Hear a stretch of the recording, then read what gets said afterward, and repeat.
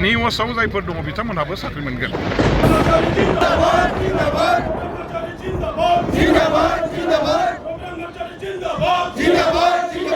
बे निउसनि केन्डिडेट बिथांमोनहा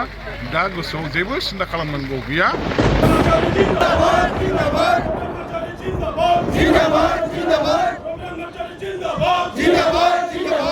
निउसनि माखासे आयदाया दा सुप्रिम कर्टआव केस सोलिगासिनो दङ आरो सुप्रिम कर्टनि केसआ जोबागौमानि जों निउसनि बाथ्राखौ दा जेबो खालामनो हाथ'नाय अबस्था गैया थबे जोङो माखासे जायफोर केसआव गैया बे केसआव गैयै निउसनि केन्डिडेटफोरखौ जायफ्रा टेट हिसाबै बिथांमोनहा निउसाव पास खालामबाय बिथांमोनखौबो जोङो इकुवेलि मर्यादा होनानै बिथांमोनखौ एपइन्टमेन्ट होनायनिनो जों मर्यादा होनानै खामानि मावगासिनो दङ निउसाव जायफोर दङ बिथांमोनहाबो साख्रि मोनगोन बिथांमोनखौबो जोङो नाखस खालामनो नागिराखै थांनाय सरकारा निउसखौ रिजेक्ट खालामबोदों निउसनि केन्डिडेटफोरनो साख्रिखौ होनो नागिराखैमोन एबार जों बिपिएफआ खिन्थु निउसनि खोथा गैया जोंहा जायफ्रा क्वालिफाइड आरो माने मेरिट बेबायदि लिस्टआव दङ बे निउसखौनो होन बे जोंनि आसाम बा बिटिसि टेटखौनो होन जोङो साख्रि होनायनि बाथ्राखौ जोङो सिन्था खालामदों जों रिजेक्ट खालामाखै आरो निउसाव जायफोर दङ बे फरायसाफ्रा बे निउसनि केन्डिडेट बिथांमोनहा दा गोसोआव जेबो सिन्था खालामनांगौ गैया बिथांमोनहा जुदि मेरिटआव दङब्ला बिथांमोनहाबो साख्रिखौ मोनगोन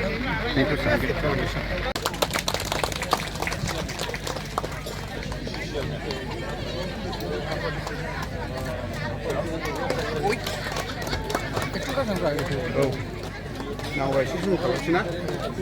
이름지가 좀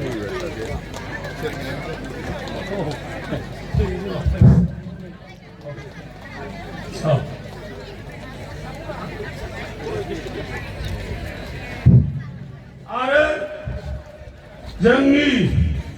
सारखौ क'क्राझार जिल्ला एक्स भलन्टियार फर्सनिफ्राय जोंनिनो मानगोनां त्रिलक ब्रह्म बिथाङा गांसे आर'नाइजों बरायगोन